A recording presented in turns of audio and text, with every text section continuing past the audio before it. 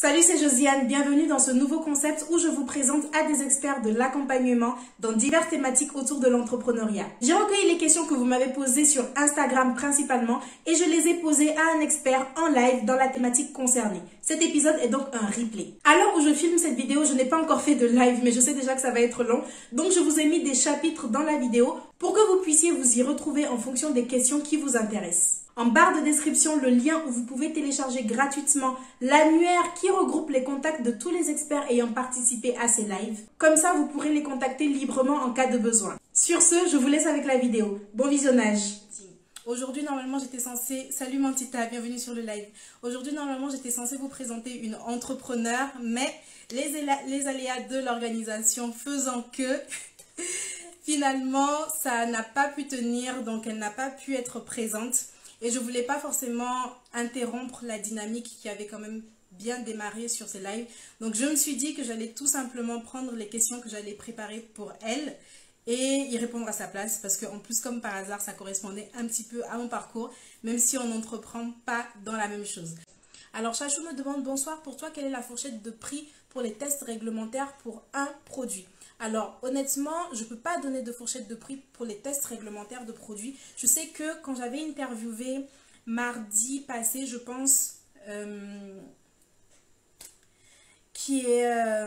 j'avais interviewé, non mais Olivia, Olivia, elle avait donné une fourchette de prix, je crois, pour les tests réglementaires pour un produit sans eau, à vérifier, je le dis de mémoire, mais pour un produit sans eau, elle avait dit, je pense, entre 1000 et 1500 euros, et pour un produit avec eau, elle avait dit entre 1500 et 2000 euros, si je ne me trompe pas. Elle avait dit ça. En fait, c'est difficile de dire avec précision combien vont coûter les tests réglementaires pour un produit cosmétique, tout simplement parce que les tests réglementaires à faire dépendent du produit en question. Si je veux sortir sur un marché un shampoing, je n'aurai pas les mêmes tests à effectuer que si je veux sortir sur le marché une crème pour le visage. Ou alors si je veux sortir sur le marché un baume pour le corps. Ce ne sera pas du tout les mêmes tests. Donc c'est difficile de dire les tests réglementaires ça coûte tant, les tests non réglementaires ça coûte tant. Et également, comme Olivia le disait, si un produit cosmétique contient de l'eau, je n'aurai pas les mêmes tests à effectuer que si mon produit cosmétique ne contient pas d'eau. Il y a trop de variables, c'est assez difficile de dire.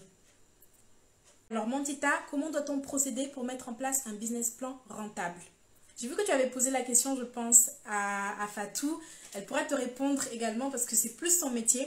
Mais pour mettre en place un business plan rentable de par mon expérience, je pense que, comme tout à l'heure, il faut déjà considérer absolument toutes les charges avec plaisir. Si tu en as d'autres, c'est sans souci. Il faut considérer toutes les charges que vous avez dans le business. Il y a toujours des frais cachés. Donc, même si je dis il faut considérer toutes les charges, parfois on se rend compte pendant le business que ah bah j'ai oublié, enfin c'est même pas que j'ai oublié, mais je ne savais pas que j'allais avoir ces frais-là en plus. Je ne savais pas qu'il fallait que je réserve des frais pour la logistique. Il ne fallait pas que je réserve des frais pour... Je sais pas, il y a des frais, il y a toujours des frais cachés dans le business. Donc moi je dirais quand même que la première étape, c'est de faire un inventaire de tous les coûts, au maximum une liste très exhaustive des coûts que vous allez devoir intégrer dans le projet. Tout à l'heure, je l'ai cité, ça va être les frais administratifs, ça va être les coûts de commercialisation, les frais administratifs, les frais bancaires, les frais comptables. Si vous avez des salariés, en général, au départ, ce n'est pas le cas. Et vous avez également les frais de commercialisation. Tout ce qu'il va falloir acheter pour pouvoir vendre vos produits. C'est-à-dire, mais vendre de façon vraiment concrète. C'est-à-dire, si vous avez un site internet, les boîtes en carton, vos boîtes d'expédition, il faut compter le coût dedans. Les frais marketing, combien vous allez dépenser en marketing. Il faut le mettre aussi dans l'inventaire des frais que vous avez à mettre en place. Merci Fatou. Fatou valide, alors franchement je pense que c'est bon. On va parler de gestion financière avec Fatou, je pense. Alors je ne me rappelle plus quel jour, je suis désolée. Mais en tout cas, elle va nous expliquer plus en détail. Fatou, c'est une des questions qui t'attend parce que je l'ai vue dans la liste des questions. Donc, il faut faire l'inventaire de tous les coûts que vous avez déjà et en fonction de ça, vous allez calculer le prix de vente du produit. Vous allez vous mettre une marge arbitraire. La marge, vous allez jouer voilà, sur votre tableau Excel, enfin bref. Vous allez vous mettre une marge arbitraire qui est quand même correcte. Et il y a quelque chose de très très très important, c'est le circuit de distribution. Si vous considérez un circuit de distribution qui est en fait qui fait intervenir par exemple des distributeurs, qui fait intervenir des boutiques physiques, qui fait intervenir des boutiques en ligne, vous allez devoir également compter leur marge dans votre prix de produit parce que ça va faire que vous aurez moins de marge. Vous allez devoir leur céder une certaine marge. Donc il faut également penser à la stratégie de distribution pour élaborer le meilleur prix de vente possible. Une fois que vous avez le meilleur prix de vente possible, là vous allez voir, bon, en fonction de tous les frais que j'ai, est-ce que mon prix de produit il est bien? Et avec ce prix de produit là, en combien de temps j'atteins la rentabilité? Est-ce que c'est en 3 ans que j'atteins la rentabilité? Est-ce que c'est en 5 ans? Est-ce que c'est en 1 an? Est-ce que c'est quand en fait? Et pendant le temps où je ne suis pas rentable, comment je fais? Est-ce que moi ça me va? Est-ce que je peux survivre pendant ce temps-là? Quelle sera ma stratégie? Maintenant, si je vois que mon projet sera rentable dans 3 ans, mais je peux pas attendre jusqu'à 3 ans. J'essaye d'affiner ma stratégie. Est-ce que j'augmente le prix du produit? Est-ce que je me dis, bon, pour le moment, je ne vais pas travailler avec des distributeurs, comme ça j'aurai plus de marge pour moi? Est-ce que je me dis, est-ce que je diminue les frais? Parce que c'est également possible. Je peux renégocier les contrats avec des fournisseurs. Je peux leur demander de me faire moins cher, peut-être en disant, je vais recommander derrière, donc faites-moi ça moins cher. Donc, j'essaye d'ajuster en fonction de moi, mes possibilités et en fonction de ce que me coûte réellement le produit et à combien je vais le vendre. J'espère que j'ai répondu un petit peu à ta question. Chacha, hâte de voir le live de gestion. J'ai des questions sur la marge parce que j'ai l'impression que c'est aléatoire. Oui, effectivement, alors, dans ma story actuelle, tu as la possibilité de poser ta question. La story va disparaître dans peut-être 1 heure, donc n'hésite pas à la poster maintenant ou alors poste-la ici dans le commentaire. À moins que ta question soit juste comment fixer sa marge, dans ce cas-là, je la retiens et je la poserai à Fatou. Donc dis-moi comment tu veux qu'on procède. Alors, Lola nous dit comment bien tenir ses comptes, tableaux, Excel, cahier. En fait, vous me posez toutes les questions que vous avez prévu de poser à Fatou, c'est ça? Je vais essayer de donner une réponse comme ça, se basant sur mon expérience, mais Fatou, c'est la professionnelle, elle saura mieux vous aiguiller. Mais en tout cas, je tiens à préciser déjà que la gestion financière, c'est hyper important. C'est hyper important et moi, quand je suis arrivée, quand j'ai commencé à entreprendre, je n'étais pas au point sur la gestion financière. Clairement, j'ai fait trop d'erreurs sur la gestion financière. Et pourquoi est-ce que c'est important? C'est parce que si vous n'arrivez pas à tenir votre trésorerie, si vous n'arrivez pas à maîtriser vos coûts, si vous n'arrivez pas à dire voilà, merci beaucoup Fatou. Alors le live avec Fatou c'est le 10 février. Merci beaucoup. Donc si vous n'arrivez pas à tenir vos comptes, à maîtriser vos coûts, si vous n'arrivez pas à savoir ok, j'ai fait tant de chiffre d'affaires, ça en général c'est assez visible, mais combien réellement j'ai gagné dans ce chiffre d'affaires, quels sont mes bénéfices, c'est quoi en fait, quels sont mes chiffres, qu'est-ce qu'ils signifient? Si vous n'arrivez pas à faire ça, vous allez clairement vers la mort de votre entreprise parce que vous pouvez avoir des problèmes de trésorerie. Du jour au lendemain, si vous ne suivez pas vos tableaux, du jour au lendemain, vous allez voir que vous n'avez plus d'argent sur votre compte. Et quand vous n'avez plus d'argent sur votre compte, c'est déjà trop tard parce que vous ne pouvez plus payer personne. Il faut vraiment voir en amont. Donc si je reprends la question, c'était comment bien tenir ses comptes et tableaux Excel. Moi, ce que je fais maintenant, c'est que je m'impose chaque lundi matin de faire de la comptabilité. Qu'il pleuve, qu'il neige, qu'il vente, il peut y avoir une tornade. Lundi matin, je suis là, je suis posée devant mes tableaux Excel. Je mets à jour ma trésorerie. Je mets à jour, j'ai un compte comptable en ligne. Mon interface comptable, c'est du cabinet Dougs. Donc, j'ai l'interface comptable en ligne. Je la mets à jour.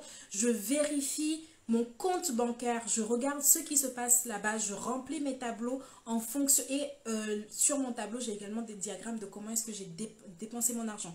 Donc, comment je tiens mes comptes? Moi, c'est juste que chaque lundi, maintenant, je m'impose d'aller regarder exactement ce qui se passe dans mes comptes, ce que je ne faisais pas avant. Avant, je n'avais pas cette rigueur-là de me dire, ok, chaque tel jour, je dois le faire. Et je pense que c'est important de définir vraiment un jour et de ne pas mettre de rendez-vous dessus. Parce que avant, moi, je me disais, bon, chaque lundi, je vais faire de la compta, chaque lundi, je vais faire ci. Mais au final, je mettais des rendez-vous, par exemple, lundi. Donc, l'horaire ne me convenait plus. Je commençais à faire je faisais finalement, la comptabilité que je devais faire, c'était en fonction de mon programme de la semaine. Maintenant, j'ai inversé. Mon programme de la semaine ou mon programme du lundi se fait en fonction de mon horaire de comptabilité. Je sais que lundi, le 12, ah bah Fatou est aussi perdu que moi. C'est le 12 février. De toute façon, je le redirai également en story. Donc, je mets maintenant mon programme de la journée ou de la semaine en fonction de ce que je dois faire le lundi. Ce qui fait que le lundi matin, je suis occupée, je ne suis pas disponible parce que je fais de la comptabilité. Et je pense que c'est vraiment cette rigueur-là qui sauve. C'est vraiment le fait de se dire qu'il pleuve, qu'il vente, qu'il neige, qu'il fasse tout. Je suis là lundi matin. Et je fais ça pareil pour mes vidéos YouTube. Tous les jeudis, je suis en tournage. Tous les jeudis, c'est pas négociable en fait. Je dis déjà à mon cerveau, c'est pas négociable. Commence pas à me dire que tu es fatigué, commence pas à me dire que tu as tel problème. Non, c'est pas négociable, on va faire de la comptabilité ce lundi. Et également, assurez-vous que vos comptes, que les comptes vous donnent les informations qui sont bonnes pour vous. Vous n'avez pas forcément besoin d'avoir un tableau de comptabilité. Moi, quand j'ai démarré, j'avais envie de tout comprendre. J'avais envie de comprendre tout ce qui était chiffres, enfin des termes que je connaissais même pas, que je connais toujours pas d'ailleurs, que je connais vraiment pas la signification. Mais j'avais envie de savoir tout qui était de la comptabilité. Mais en fait, moi, je ne suis pas comptable. Je dois être la gestionnaire financière de mon entreprise. Je dois être la gestionnaire de mon entreprise. Mais je n'ai pas à être comptable. Donc, il y a des chiffres par rapport à mon activité que je dois vraiment regarder. Je dois surveiller ma marge. Je dois surveiller donc, mon taux de marge. Je dois surveiller aussi mon chiffre d'affaires. Je dois surtout surveiller ma trésorerie. Et je ne dois pas juste surveiller ma trésorerie en temps réel. Je dois avoir un prévisionnel de trésorerie. C'est-à-dire, par exemple, si je suis sur un nouveau projet, actuellement, je suis sur l'enrichissement de la gamme Iwalewa. Donc, c'est un nouveau projet. Je sais qu'à peu près au second trimestre 2021, il va arriver des nouveaux produits. Je sais que je vais devoir repayer une production. Je sais que je vais devoir repayer de la logistique, du transport de produits. Même s'il y a toujours des frais qui surprennent, au moins les frais que vous connaissez, il faut que vous sachiez dans 6 mois à quoi votre trésorerie va ressembler. Dans 6 mois, à quoi votre trésorerie. Comme ça vous permet de réagir, ça vous permet de trouver des solutions. Maintenant, quand vous regardez et que dans 6 mois, vous n'avez plus d'argent, voilà, c'est là le problème. Comment faire maintenant pour avoir de l'argent dans 6 mois? Parce que je sais que dans 6 mois, je meurs. Donc, comment est-ce que je dois réagir aujourd'hui pour ne pas avoir de problème demain? Ça peut être en allant demander de l'argent. Ça, c'est les choses que personne n'aime faire. Ça peut être augmenter le chiffre d'affaires. Est-ce que je vais encore maximiser la stratégie marketing? Ça peut être... tout dépend de votre business. Donc, ça vous permet en tout cas de réagir. Un plan de trésorerie, c'est la base. Merci Fatou. Tu nous expliqueras ça plus en détail le 10 ou le 12. Donc voilà, mine de rien, ça fait quand même un petit moment qu'on est en live. Donc dites-moi si vous avez des dernières questions. Ah, j'ai pas répondu. Comment sourcer ces matières premières en Afrique et respecter la réglementation? Alors déjà, lorsque vous voulez vendre vos produits cosmétiques en France, il va falloir constituer pour le produit un DIP, un dossier information produit. Et ce dossier information produit-là, il vous exige d'avoir des informations sur les matières premières que vous mettez dans le produit. En général, on demande des fiches techniques. Bon, moi, j'ai fourni fiches techniques, certificats d'analyse, enfin des certificats qui n'avaient même aucun sens. Bon, en général, on demande la fiche technique.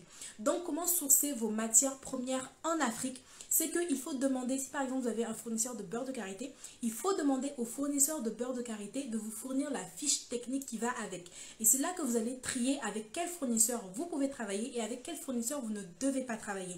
Parce qu'il y a des fournisseurs qui n'ont pas de papier, qui n'ont pas de documents et qui font beaucoup d'informels. Il y a beaucoup d'informels et ça, vous devez l'éviter. Pas que en soi c'est mauvais, pas que en soi leurs produits sont de moins bonne qualité que les autres, mais vous allez avoir des problèmes après si vous n'avez pas de la documentation précise sur tout ce que vous mettez dans vos produits cosmétiques. Donc demandez bien c'est quoi la fiche technique du produit. Et c'est là que vous allez voir naturellement certains fournisseurs vous laisser tomber parce qu'ils n'ont pas ce que vous demandez. On peut aussi vous demander des certificats d'analyse. Voilà, on peut encore vous demander des certificats d'analyse. Mais en général, c'est la fiche technique qui est vraiment essentielle pour les produits. Maintenant, si ce sont des huiles essentielles, on va vous demander aussi un certificat IFRA. un certificat IFRA, votre fournisseur aussi, il doit pouvoir vous le fournir. Moi, ce que je vous conseillerais, c'est de directement contacter un toxicologue ou alors de directement prendre contact avec un laboratoire si vous voulez passer par un laboratoire pour fabriquer vos produits et de lui dire, voici mon projet, voici principalement mes matières premières, quels documents je dois demander au fournisseur pour que mes produits soient commercialisables. Et vous avez la liste. Surtout, n'allez pas commencer à travailler avec un fournisseur tant qu'il ne vous a pas donné la documentation nécessaire. Parce que vous allez vous retrouver bloqué, ce qui m'est un petit peu arrivé. Parce que moi, je me suis retrouvée à travailler avec certains fournisseurs. Et à la fin, c'est-à-dire pour tester les produits, sans leur demander au départ de la documentation, je commençais à travailler avec eux. Et quand il a fallu constituer mon dossier information produit, c'est là que je suis retournée les voir pour leur dire, est-ce que vous avez tel papier, tel papier? Ils les avaient, mais ils refusaient de me les donner. Donc, j'ai dû insister pendant des mois pour avoir de simples papiers. Donc, travailler directement. Et encore moi, j'ai eu de la chance parce que j'aurais pu tomber sur des gens qui n'avaient carrément rien du tout. Donc, allez vraiment demander dès le départ, est-ce que vous avez telle fiche à me donner? Et la fiche technique doit venir avec l'échantillon qu'il vous a fourni. Normalement, vous commencez par des échantillons, vous n'achetez pas directement le produit, on vous fournit des échantillons, vous faites des tests en laboratoire dessus et vous faites voilà, les tests nécessaires pour vos produits aussi. Donc, demandez la fiche technique qui vient avec les échantillons, comme ça au moins vous êtes sûr que votre fournisseur il est aux normes et vous n'aurez plus de problème ensuite pour commercialiser. Est-ce que le DIP est obligatoire même pour les produits bruts, par exemple pour de l'achat-revente? Alors si tu parles, le DIP est obligatoire pour les produits cosmétiques qui sont finis. Le DIP n'est pas nécessaire pour si tu veux vendre du beurre de karité, si tu veux vendre de l'huile de coco. Là, il va te falloir par contre les certificats d'analyse aussi des produits. Et ça, c'est le fournisseur qui te les demande. Maintenant, si tu achètes, disons, si tu achètes 10 kg de beurre de karité et que toi, tu ne veux pas vendre 10 kg de beurre de karité, tu veux vendre en pot de 100 grammes. Tu veux vendre en pot de 100 grammes à tes clients finaux.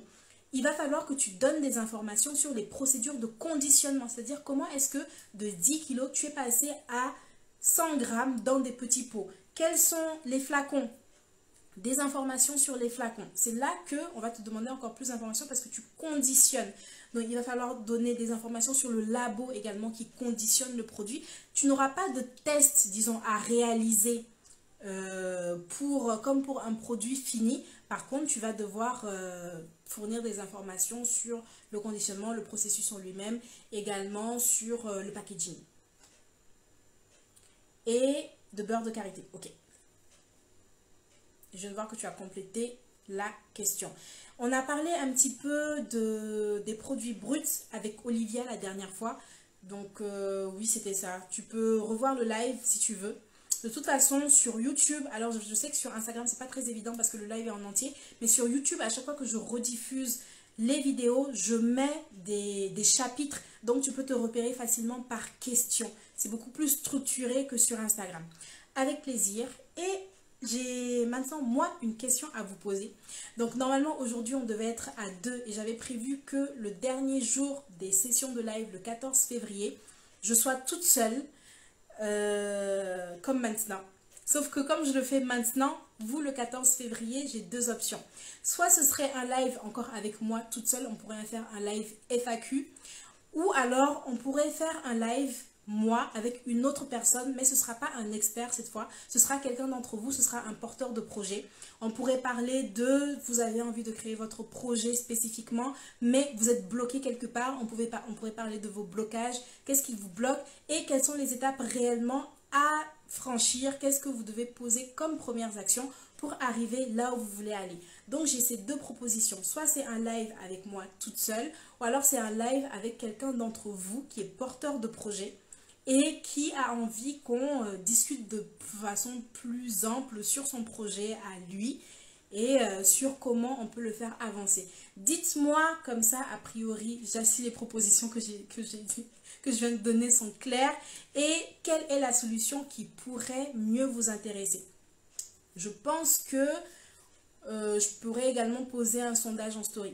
Alors fais doigt, oui c'est mieux, mais lequel? Je ne sais pas lequel. La deuxième option où il y a quelqu'un avec moi, un porteur de projet avec moi. Mais dans ce cas-là, il va falloir que ce soit l'un d'entre vous. Donc, il faudra qu'il y ait un volontaire. Donc dis-moi, est-ce que tu me dis oui c'est mieux pour quelle solution? Je vérifie pendant ce temps qu'il n'y ait pas d'autres questions. Non, je n'ai pas raté de questions normalement. Si vous avez encore d'autres questions, c'est vraiment le moment parce que je vais clôturer le live maintenant. Salut Pauline, bienvenue sur le live. Donc voilà, je vous dis, si vous avez d'autres questions, n'hésitez pas à les poser maintenant parce que ça va bientôt faire 1 heure de live et je vais devoir clôturer. Dis-moi Fédois quelle est la solution. Ce serait méga intéressant avec un porteur de projet, un live avec quelqu'un d'entre nous. Super. Donc ce que je vais faire, c'est que je vais poser un sondage en story et je vais demander qui peut se proposer pour faire le live avec un porteur de projet. Et si quelqu'un se désigne, tant mieux. Si personne se désigne, bon tant pis, on avisera. Et s'il y a plusieurs personnes qui se désignent maintenant, je vais essayer de programmer d'autres lives dans le temps où comme ça chacun aura quand même une petite réponse. Donc merci en tout cas pour votre retour. Merci beaucoup pour votre retour. Je vais faire le sondage en story, donc ce sera pour le 14 février déjà, retenez la date. On va voir ce que le sondage va donner en story, de toute façon je le dirai. Merci pour votre participation, ça me fait vraiment plaisir de vous parler à chaque fois. Ça me fait vraiment plaisir de vous parler à chaque fois. Merci d'être présent, merci de suivre les lives, etc. Comme d'habitude, vous pouvez télécharger l'annuaire qui contient le contact des experts. Bon, aujourd'hui, il n'y a pas eu d'experts, mais les autres experts qui sont intervenus et ceux qui vont intervenir après, vous pouvez télécharger l'annuaire qui contient leurs contacts. L'annuaire est dans ma bio. Et quand je poste les vidéos également sur YouTube, il y a aussi l'annuaire, le lien de téléchargement qui est disponible dans la barre de description. Donc, surtout, n'hésitez pas à les contacter. Ils ont l'habitude des porteurs de projets débutants. Ils ont l'habitude, comme moi qui ai débuté, qu'on pose des questions qui sont un peu idiotes, qui nous paraissent idiotes. Donc, n'hésitez pas, il n'y a pas de honte à avoir. Ils sont vraiment là pour vous aider. Avec plaisir, chachou. Et bien, sur ce, je vais clôturer le live. Je vous dis à bientôt, à demain, donc, où ce sera avec une autre entrepreneur qui est basée au Sénégal. Donc, ça va être intéressant. Donc, à demain. Merci beaucoup. Je vous souhaite de passer une bonne soirée. Ciao!